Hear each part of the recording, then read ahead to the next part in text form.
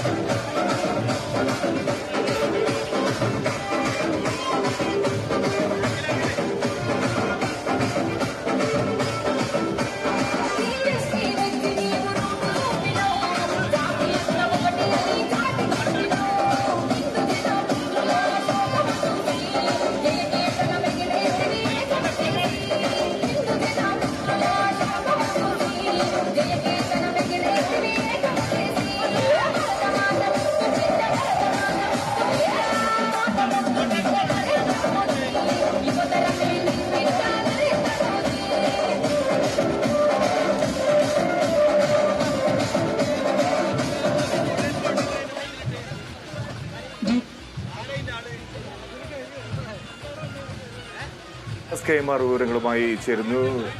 റിയാസ്, BJPയുടെ പല മുതിർന്ന നേതാക്കളൊക്കെ എത്തുകയാണ്. ദേശീയ നേതാവ് JP നദ്ദ കോഴിക്കോട്ട് പ്രചാരണത്തിലുണ്ട്. എന്തൊക്കെയാണ് വിവരങ്ങൾ?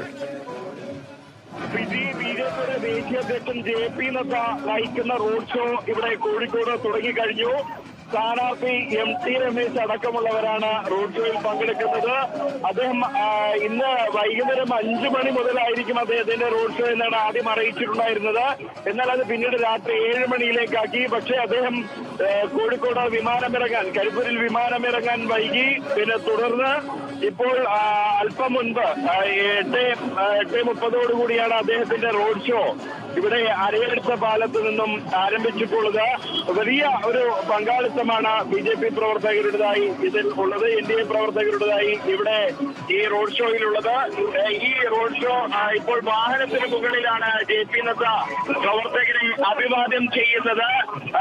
JP നദ്ദ പ്രവർത്തകരെ അഭിവാദ്യം ചെയ്തുകൊണ്ട് ആ വാഹനം പതിയെ മുന്നോട്ട് നീങ്ങുന്നു. 1000-ലേറെ വരുന്ന BJP പ്രവർത്തകർ NDA പ്രവർത്തകരാണ് ഇപ്പോൾ ഇതിന് അകമ്പടിയായി ഈ റാലിയിൽ പങ്കെടുക്കുന്നത്. ഇത് പതിയെ മാവൂർ റോഡ് പരിസരത്തേക്ക് എത്തുന്നു എന്നുള്ളതാണ്. മാവൂർ റോഡ് പരിസരവും കടന്ന് ഇത് മുന്നോട്ട് വരികയാണ്. ഇത് മുതലക്കുളം മൈതാനിയിലാണ് സമാപിക്കുക. നേരത്തെ വൈകുന്നേരം 5 മണിക്ക് തുടങ്ങിയ ഇത് തുടങ്ങും.